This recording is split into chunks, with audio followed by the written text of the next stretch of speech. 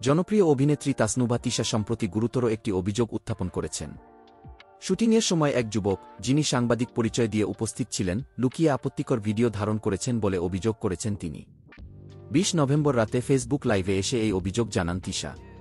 তিনি কাউসার কিংডম নামক একটি ফেসবুক পেজ এবং তার কর্ণধারের বিরুদ্ধে এই অভিযোগ করেছেন। এর আগে তিশা ওই যুবকের ছবি দিয়ে ফেসবুকে একটি পোস্ট করে তার পরিচয় জানতে চান। লাইভে এসে তিশা বলেন, কিছুক্ষণ আগে আমি একটি পোস্ট করেছি যেখানে ওই ব্যক্তির ছবি দিয়েছি। তিনি নিজেকে সাংবাদিক হিসেবে পরিচয় দেন। কয়েকদিন আগে নবাবগঞ্জে আমাদের শুটিং ছিল। বাপ্পি খান পরিচালিত একটি নাটকে অভিনয় করছিলাম। সেখানে অনেক সাংবাদিক উপস্থিত ছিলেন এবং তারা আমার এবং সহশিল্পী আরশ খানের সাক্ষাৎকার নেন। সেই সময় উনি সেখানে ছিলেন, আমি তাকে সাংবাদিক মনে করেছিলাম। কিন্তু এখন বুঝতে পারছি তিনি আসলে সাংবাদিক নয়, এমনকি একজন মানুষও কিনা সেটা নিয়েও সন্দেহ হচ্ছে।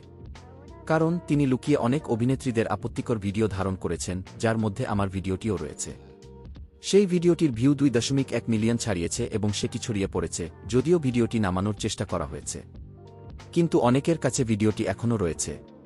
এ ঘটনায় তিশা বিস্ময় প্রকাশ করে বলেন, কতটা বিবেকহীন এবং শিক্ষার অভাব থাকলে এমন কাজ করা সম্ভব।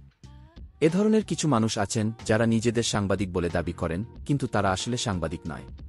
আমি একজন অভিনেত্রী হিসেবে এই ব্যক্তির বিরুদ্ধে অবশ্যই অ্যাকশন নেব। তিনি কোনো শুটিং স্পটের কাছে যেন আর না আসেন, তাকে বয়কট করা উচিত।